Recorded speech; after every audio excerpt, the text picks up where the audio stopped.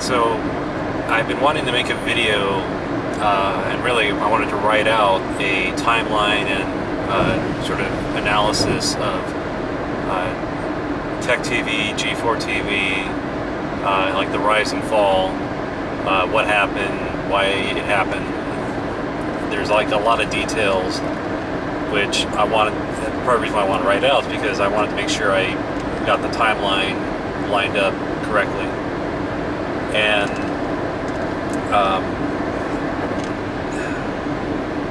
so as a real brief overview of everything, Leo Laporte, late 1990s or so, starts Tech TV in San Jose, or Silicon Valley at the time,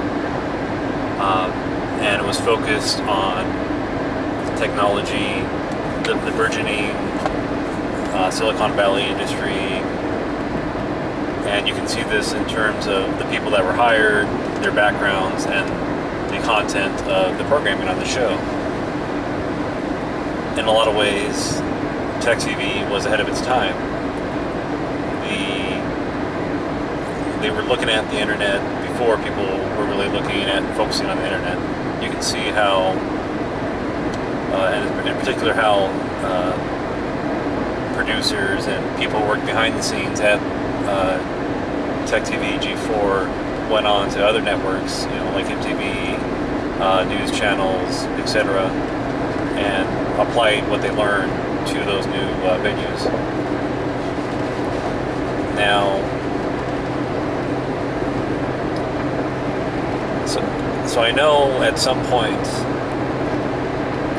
Leo sells Tech TV, and it's purchased by, this is why I needed research because I'm forgetting the gentleman's name now, but he was one of the last people that Kevin Pereira interviewed on Attack of the Show, and that's where it was finally revealed G4 came out as a name, which was totally at random. They were looking around and that was the only website they found that was not being used. And I'll tell you, I think right there, that was a sign and indication that something was wrong, something was amiss. Or at least, it was a bad methodology in approaching, what is this channel, what's the content, what's the aim and focus of the show.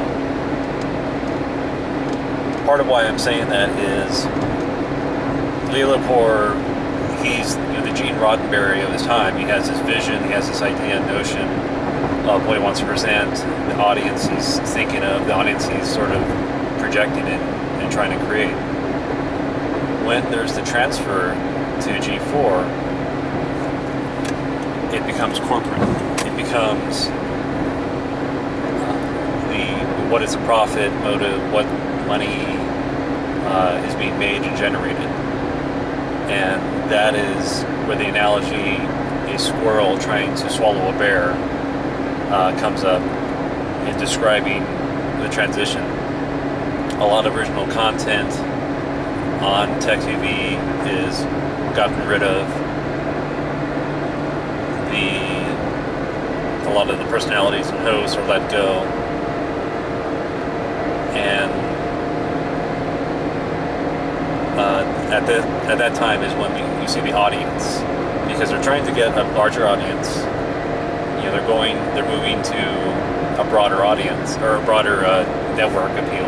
There's more people that they can reach and get a hold of across the country instead of just localized on whatever digital cable providers at the time, or in the San Francisco Bay Area. The location of where they filmed, moving from San Francisco down to Los Angeles, was also very telling, and I think was one of the first mistakes that was made. And the reason why I say that is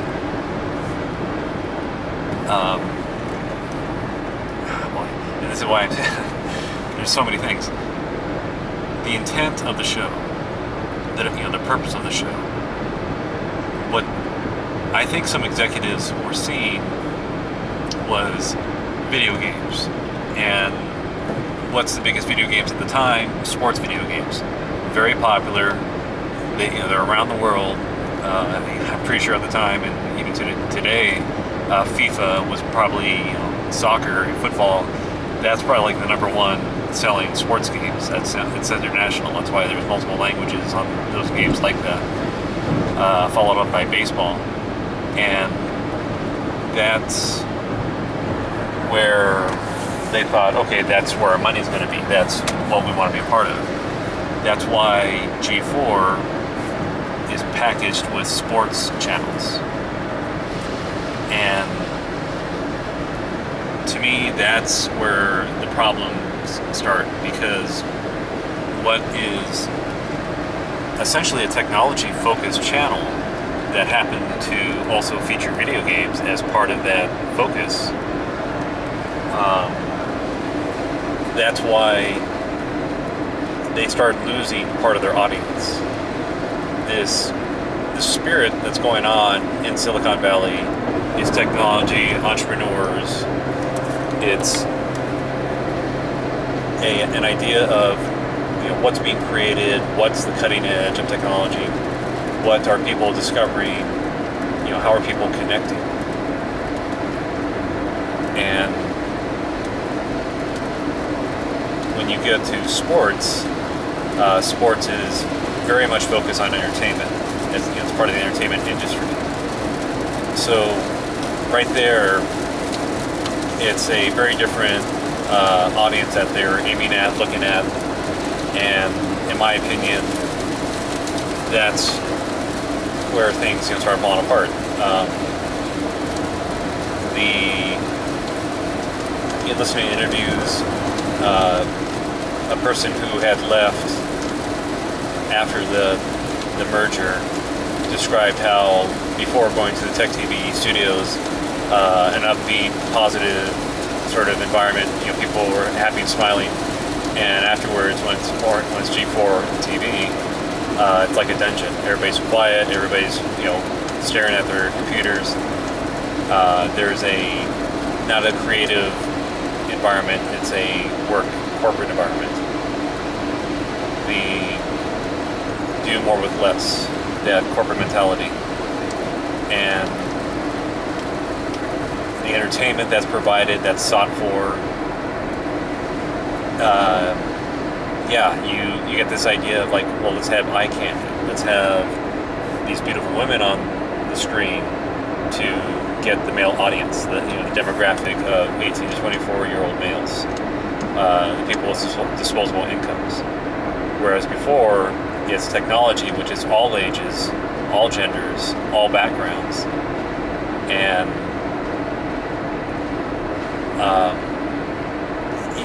with Tech TV, it was a multi-ethnic presentation on camera. G4, it's white, it's Caucasian. What else?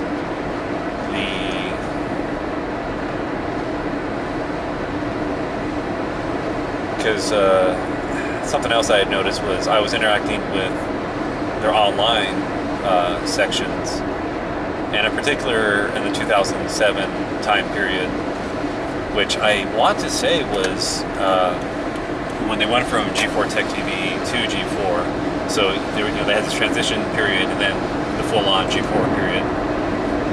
And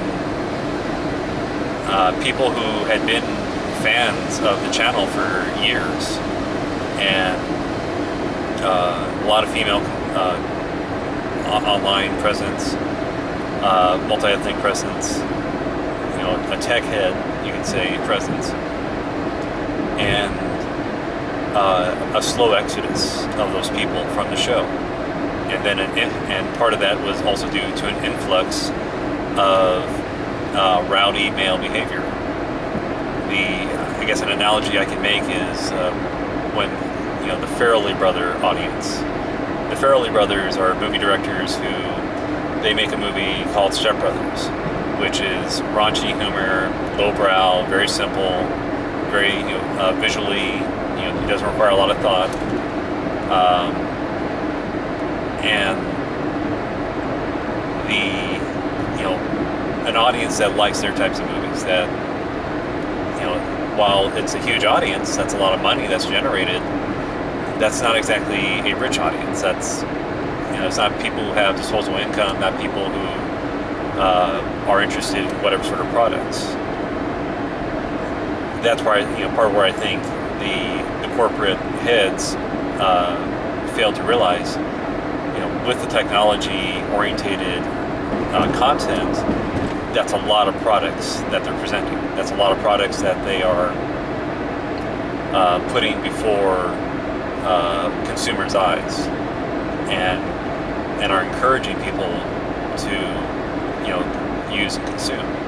Because remember, this is still a technology, or cutting edge of technology audience that's out there. People that want that content, want that, want to be able to see that. A lot of us were, we came to G4 TV, Tech TV, as this is the CNN for us. This is the news network for us, because we want the latest news. We want a live show floor from CES, from Comic-Con, from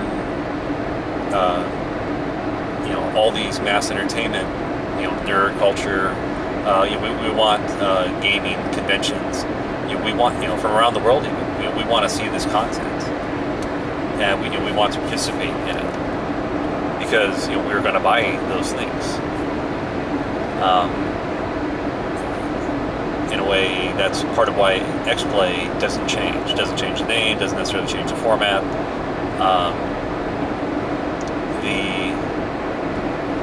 It's also interesting and funny just how.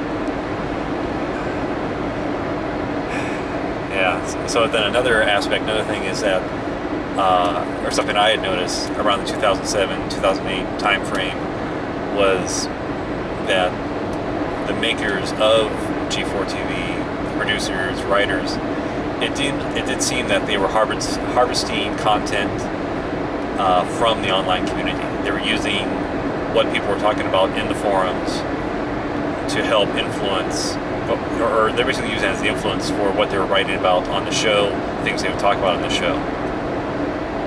And that's where Attack of the Show starts with this segment around the net, where there are 5 top trending videos from around the internet, which that's fun, neat content, but it's time filler. That's in my opinion, and that's something personally that I is not that interested in, because if I want to look at videos from online, I'll look at videos online. You see all these websites that's what they cater to. That's what they focus on. Here's what's trending. Here's what people are looking at, and which is great. But you can have a separate show for that.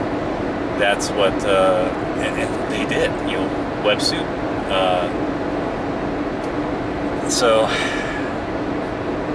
yeah, that's part of it.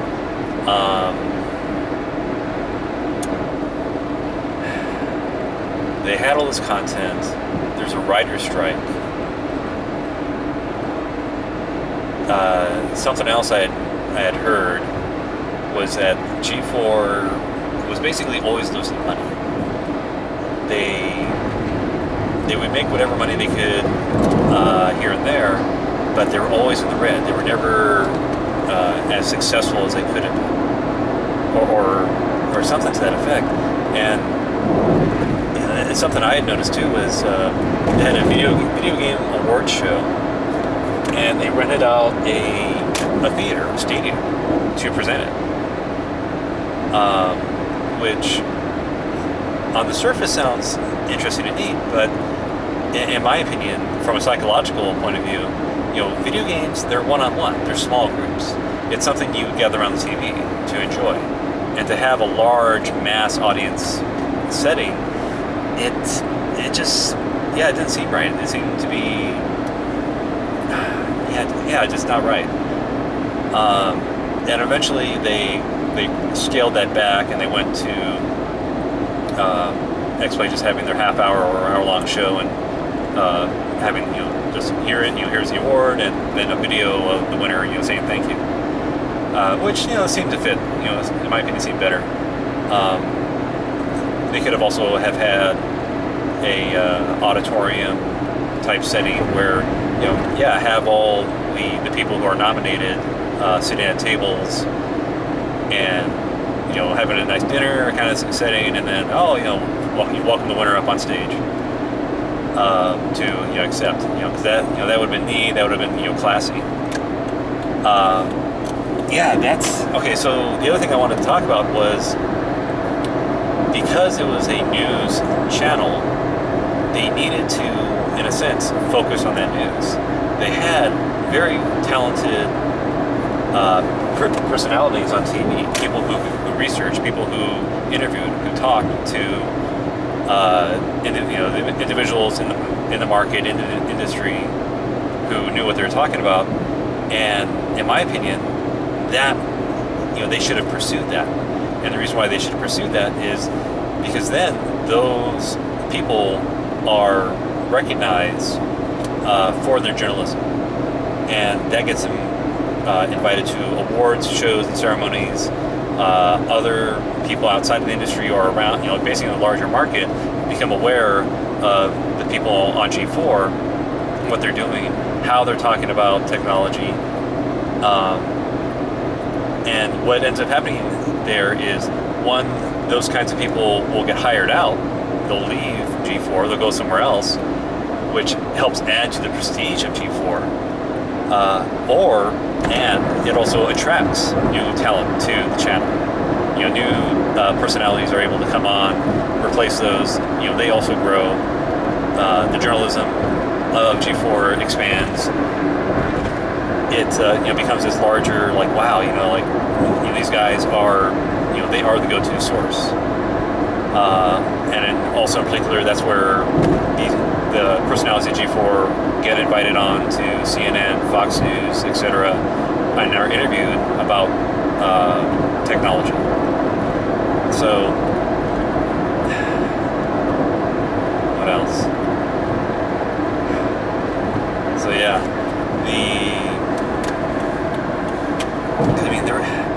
so after 2009, 2010, because even my parents would start watching the channel, the shows here and there, attacking the show.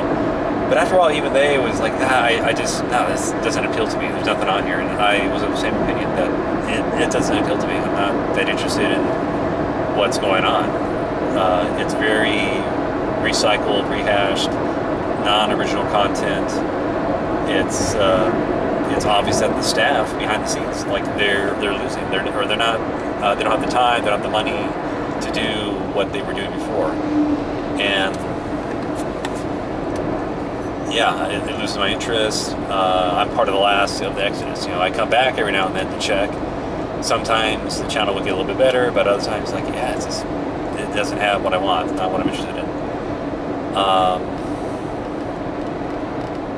So what else? So those different ideas of where they started, what they were doing good to begin with, and then just where they fell apart. Surprisingly, Chris Hardwick, who was finally found and brought in to replace Kevin Pereira, great host, and in fact should have been brought in earlier. He, with the Nerdist Industries, his Nerdist podcast to begin with, and then all the podcasts and content that is generated out of that, he's taken over that spot, so to speak. Long-form journalism content, long-form interview content, entertainment. It seems to me that if somebody would resurrect Tech TV, other than Lee Lepore, who pretty much is doing that on his own, it could be Chris Hardwick and his network, his circle of friends and people he knows with access to money that could make things happen. yeah, in my opinion, if they keep to this notion, this idea that, okay, what is our purpose? What is the goal and aim? If they kept to the news side of things, that would win the day.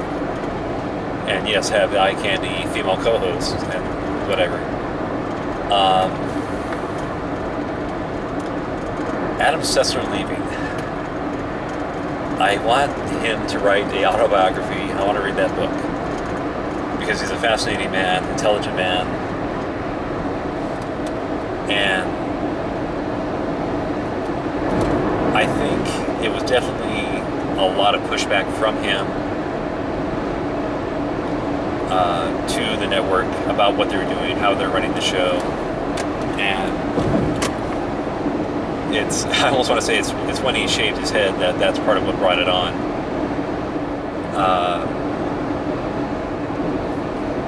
Or at least began the downward spiral. But yeah, it's I don't know. Anyways, it's I keep friends with a lot of people on or who are part of the G4 TV staff. And I'm impressed with all of them. I'm glad for the success all of them have. And yeah, so that's just this will be my first video, so to speak. And I got to write everything down and try to, hopefully when I have the time and the ability. So, talk to you later.